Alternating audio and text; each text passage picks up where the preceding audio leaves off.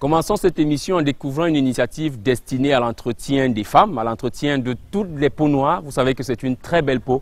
Black is beautiful. C'est ce que dit Kelly Kamen à travers sa gamme de produits Made in Africa, dont elle nous fait la présentation maintenant dans la rubrique Initiative.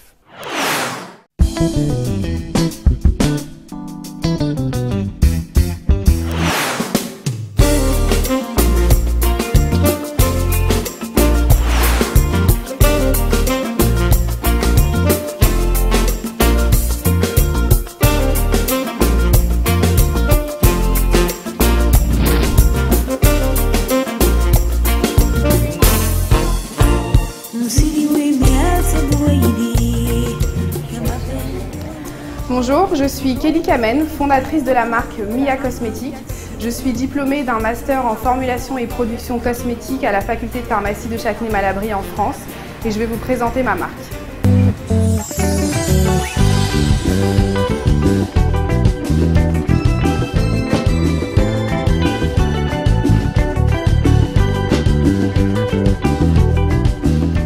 Made in Africa Cosmétiques, l'idée m'est venue il y a quelques années. Donc, plus précisément en 2009. Donc, j'ai décidé d'orienter mes études dans ce sens. J'ai d'abord eu une licence en chimie-biologie et après j'ai décidé de m'orienter, de me spécialiser dans le domaine de la cosmétique pour justement pouvoir offrir aux consommateurs et au public une marque qui met en lumière les beautés et notamment la beauté africaine. On a démarré il y a tout juste un an, donc la Made in Africa Cosmétiques est née en 2014. On a lancé en décembre 2015 la première gamme de produits.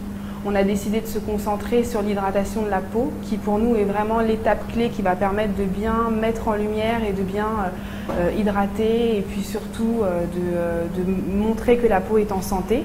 Donc on a sorti une gamme de 4 produits où on a voulu mettre en lumière les beautés et surtout la beauté africaine. Donc on a un lait corps nourrissant où on a mis en avant une huile qu'on appelle l'huile naturelle de Marula qui nous provient d'Afrique du Sud. On a un lait corps apaisant qu'on a enrichi à base d'huile de moringa. Donc l'idée c'était vraiment de mettre en lumière ces huiles ancestrales africaines. Et on a un lait corps protecteur où on a mis en avant l'huile de palmiste qui est très utilisée au Cameroun, qui va permettre vraiment à la peau d'être protégée et puis surtout d'être hydratée en profondeur. Et ensuite on a un lait corps classique pour les personnes qui ne sont pas forcément à la recherche de sophistication mais d'hydratation longue durée. Donc là, c'est la première marque qu'on a décidé de mettre sur le marché et l'objectif, c'est de très vite pouvoir élargir la gamme avec des gels crème savon et après ensuite sortir une gamme de produits pour le visage. Je conçois, je formule également les produits. Donc je me suis appuyée grâce à ma responsable de master qui m'a aidée dans la fabrication et dans la formulation des produits pour pouvoir concevoir des produits vraiment très hydratants et qui répondent vraiment aux besoins de nos peaux africaines. Et après, aujourd'hui, je n'ai pas encore d'usine, donc je fais sous-traiter la fabrication qui se fait en France pour l'instant. Et l'objectif, c'est qu'à long terme, on puisse ouvrir notre propre usine au Cameroun et pouvoir fabriquer au Cameroun pour vraiment rester dans le concept Made in Africa.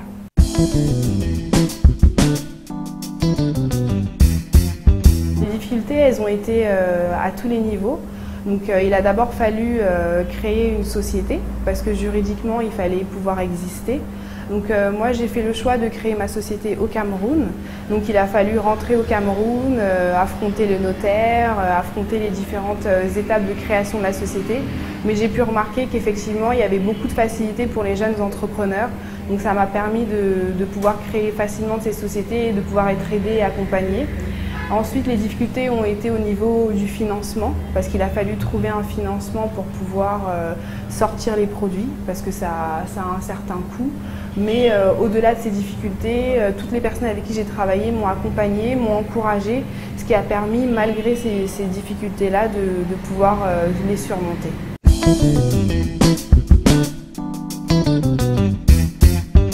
L'objectif, c'est vraiment de pouvoir conceptualiser et puis de faire naître ce concept aussi en Afrique. Donc on souhaiterait ouvrir nos propres usines à long terme et d'être vraiment présent sur le continent africain et après ouvrir notre marché à l'Afrique centrale, l'Afrique de l'Ouest, vraiment élargir. Et c'est vrai que la prochaine étape pour nous, c'est éventuellement le Nigeria. C'est vrai qu'aujourd'hui, une attente particulière, ça serait peut-être trouver un business angel qui va nous permettre de pouvoir élargir très vite la gamme et de pouvoir communiquer vraiment à très très grande échelle pour atteindre nos objectifs à moyen et long terme.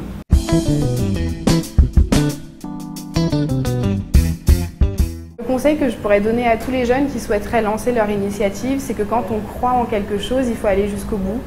Malgré les difficultés, il faut continuer d'avancer parce qu'au bout, on y arrive et c'est petit à petit qu'on arrive à mener un projet et surtout ne jamais renoncer.